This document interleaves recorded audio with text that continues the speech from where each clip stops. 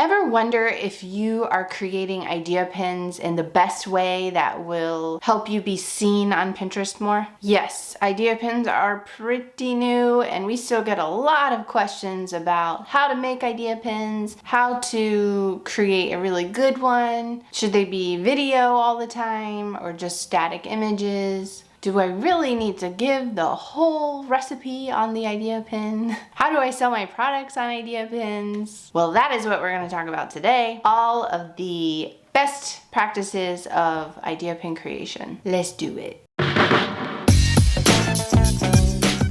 So we've definitely gotten a lot of pushback about creating idea pins. The main reason being they don't link out to your website. While we agree with this frustration, there is nothing that we can do about it. We can either jump on the bandwagon, take part in the platform's new features, or we can put our head in the sand and refuse to do any of the new things that happen, that are created, that are pushed on any platform for that matter. It's not just Pinterest, it's YouTube, it's Instagram, it's TikTok. They're all pushing new features. And if you are a business in the online world, that is just the name of the game. Here are a few reasons why you want to be creating idea pins for your business on Pinterest. Number one reason is that idea pins are the top prioritized pin format on Pinterest, meaning Pinterest is making sure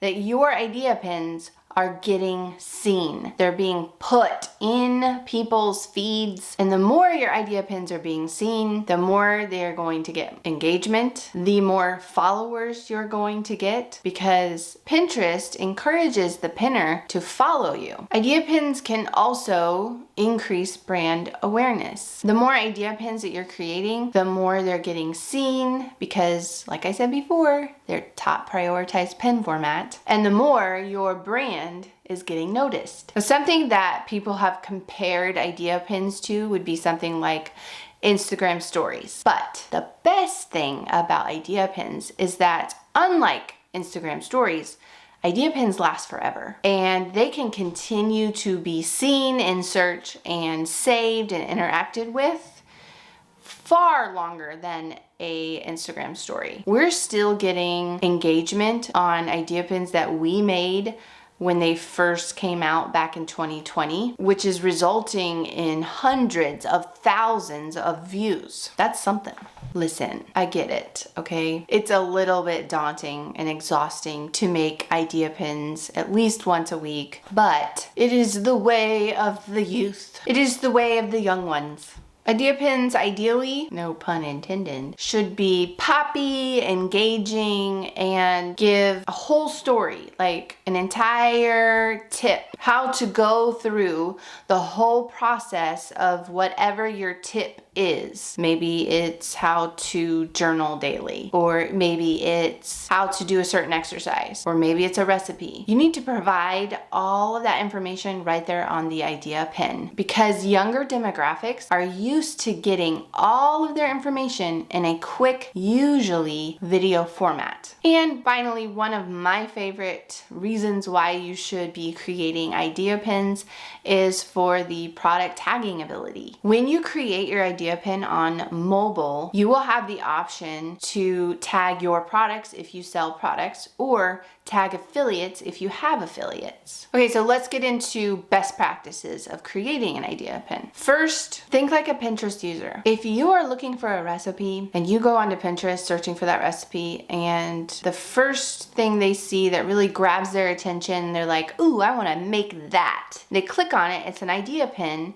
but it doesn't have all the information on it. All it has is the ingredients, and it doesn't give instructions on how to make it. But the person who created that idea pin just tells you, go to my website, type in this, and find my recipe in the recipe finder. Either they don't want to do that, or two, they try and they can't find it. It's very frustrating for a Pinterest user. For a better Pinterest user experience, give them all the information they need right there in that idea pin. So let's talk about specs. Sizing. An idea pin should be in the 9:16 ratio, and you don't really have to worry about that too much if you're creating your idea pin in in the Pinterest app on your mobile ideally or on desktop. But if you are creating your idea pins on another platform such as Canva, then you'll want to know the sizing for sure. Also keep in mind, if you are creating your idea pin on Canva or something like that, make sure you're not putting your words, things that people need to read that are important, on the edges of the image. So what about that first slide, that first image or cover image,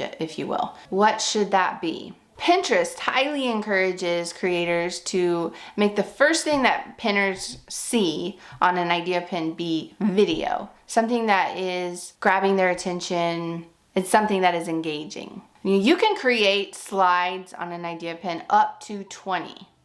Not recommended, that's probably too long. Your pinner is going to be bored after a while. If you're gonna create an idea pin that is slide after slide after slide, ideally you want it to be anywhere from 3 to 8 slides. If you have video, you can break up your video into individual slides, or you can have it be just one big old slide of the video presentation. Does it help? Does that help? Now this next one that I talk about is kind of new for Pinterest. It's not really been something that we've taught in the past before idea pins came along, which is sharing your personality. Typically in the past with Pinterest, the Pinterest creator or the business owner or blogger who was putting all this content out onto Pinterest was just this kind of invisible person behind the pin that nobody really knew. Everybody was just on there to get what they wanted and be done. However, with the onslaught of influencers in our cyber world now, it is more important to show the personality behind the business. How do you do that on Pinterest? With idea pins. Don't be afraid to get on camera and talk about what you are good at,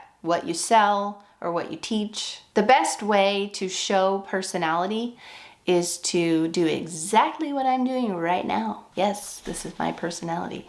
All of that to say, make sure you are telling the whole story in one idea pin. If you just wrote a blog post that week and you want to create an idea pin about whatever it is you talked about in that blog post, maybe it's how to refurbish an old vintage dresser. Give the step-by-step how to refurbish it and all the supplies they'll need. Don't forget to add personality and keep it engaging. Simple enough. The next thing I want you to keep in mind as you think about best practices when creating idea pins is what you tell your audience, your pinner, to do at the end of your idea pin, whether it be the last slide of the idea pin or just at the end of your video. And folks, I have said it before, it's a CTA, a call to action, and they are important. And just like when I encourage you to add a CTA on your pin image or your pin description, I am also going to encourage you to add your CTA to the end of your idea pin. What kind of CTA do you add to the end of your idea pin? Yes. There are actually a lot of options that you could go with,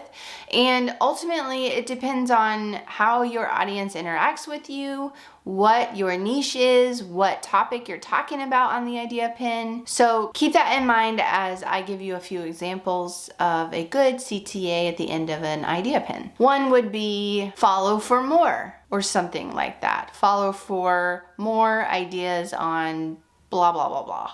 Another CTA would be check out this board, whatever the title is of your board, for more great ideas about this. Another one could be click on the link on the profile. Another one could be, let's say you are trying to give away a freebie, a free resource, a worksheet, a checklist, whatever it may be. And you can't really link to that. So you could say at the end, head to my profile, Pinterest profile, and click on the link to get the freebie. And one of my favorite CTAs at the end of an idea pin is to encourage your audience to interact with you on the idea pin. So you could say, have a question, leave it in the comments. Or you could ask your audience, what do you think about whatever it is you're talking about in the idea pin? Encourage them to let you know what they thought in the comments. Okay, so you've created this great idea pin with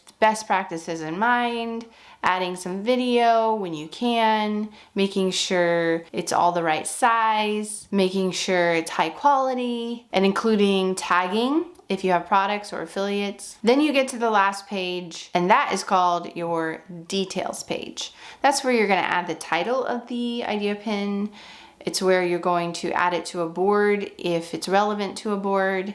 Also where you will add tags, which is kind of like adding hashtags, but not really. So back to the title at the top. Make sure it makes sense. Are you giving a demonstration on how to do something? Then that is your title. Make sure it is keyworded, because if your idea pin is, let's say, about how to create a beautiful bouquet, if your audience is going onto Pinterest and they're searching how to create a beautiful bouquet, then it matches with your title. Ding, ding, ding, ding. There it is in their little search feed. Another way to help your idea pin get seen in search is to make sure you're adding relevant tags. So on that details page, where you will find you can tag up to 10 relevant topics. So it's kind of a just type in words that you think are related to your idea pin topic, and then you can select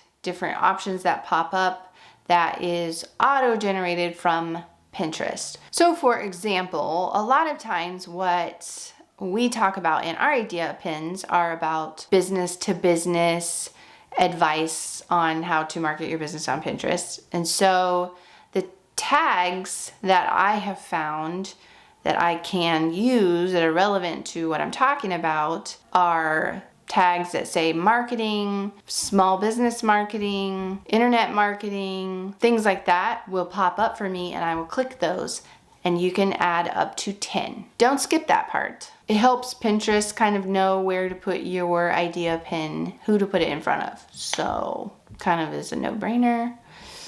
Another thing I don't want you to skip is the notes section, or if you are a DIY type blogger, the supplies section, or if you are a recipe blogger, the recipe section. For anyone other than a DIYer or recipe blogger, you're gonna put information in the notes section.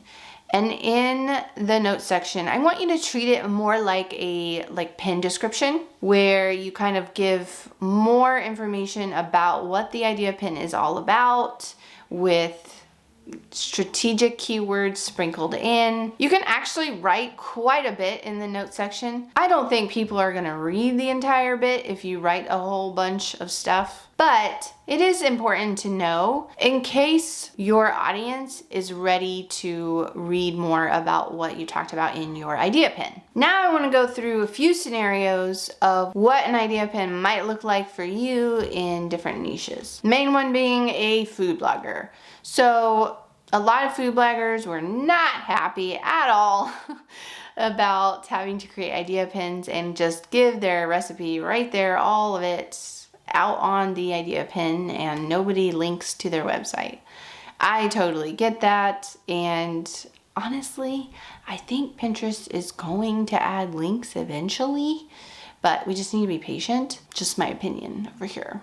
Not saying anything factual, but it is smart to already be on the bandwagon when they finally do give us some linking abilities, if they do. So I would go ahead and do that. And while you're doing it, make sure it's user friendly, which means you are giving the pinner all the information they need to make the recipe. For any niches that are more service-based, such as us at Simple Pin Media, or that are teaching based, such as a life coach or a therapist of some kind, those kinds of niches really do well with showing your knowledge or authority in your business. And the best way to do that is to speak to your audience. Get in front of the camera, talk about a specific topic that really showcases your knowledge in that area. In doing that, you are creating authority in your niche. You can teach your audience, you could show a step-by-step process of an idea, you could show a routine, you could give tips. Those are just a few ideas. And anybody creating, DIYing, creating crafts or fun events like parties, things like that, idea pins are really great for just showing the process of creating something like a craft or putting together a party, etc., etc. Now, no matter what niche you're in, it's important to do the things like having a good title, making sure you fill out the notes section, adding relevant tags, adding CTAs, making sure your idea pins are branded so that when people find you, they start to recognize your brand. That's universal. Everybody should be doing those things on idea pins. The last thing I'm gonna say today about best practices for idea pins is to create your idea pins on mobile. You guys, I get a lot of pushback about this. Nobody wants to get on mobile to create whatever it is they need to create for their business. I get it. It's not very convenient and we're all used to working on our desktop and it's just way easier and we can see everything and the screen is bigger and la da da da da. But it doesn't change the fact that you get better idea pins and better features on idea pins when you create on mobile. Pinterest has created their idea pin creation to be most effective when you do it on mobile. If you're creating your idea pins on desktop, you're not going to have some of the features that idea pins should have, such as tagging your products or affiliates, creating idea pins with their stickers, their little icons, also adding music to your idea pin. If you are giving a demonstration and you're showing either images or a video of a process and you want to be able to talk about it, the only way you can do that is by using voiceover on mobile. Only on mobile. There are also other features on the Pinterest app on mobile, such as filters, drawing abilities, and even just repositioning of the image itself is just more user-friendly with your fingers pinching the screen than trying to use the cursor on desktop.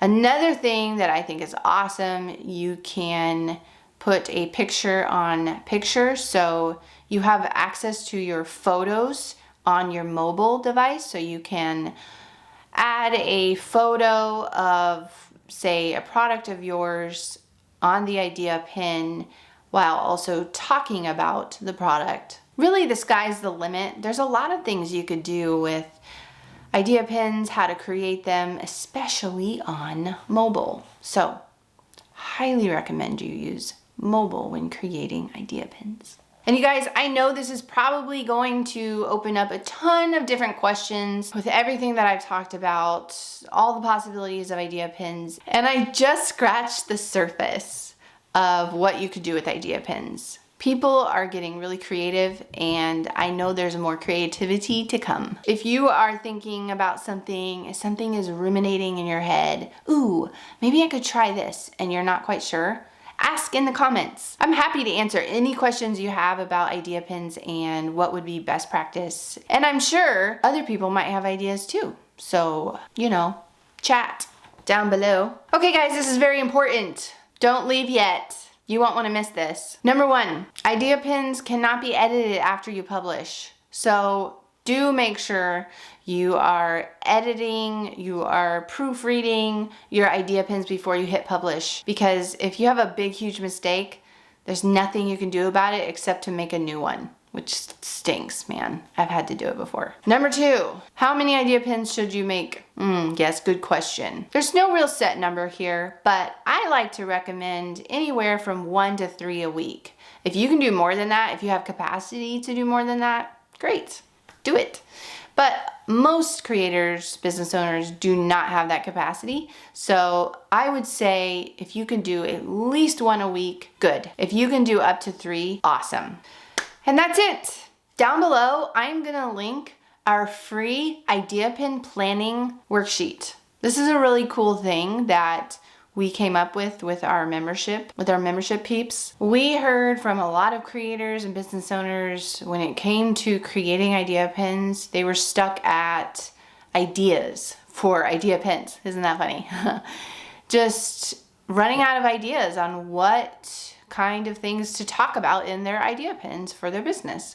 So we've created a multi-page worksheet where you can brainstorm, brain dump, write out ideas, and then plan out 2 to 3 months of idea pins. So you should definitely grab that freebie. It's down below. That's it, folks. See you next week.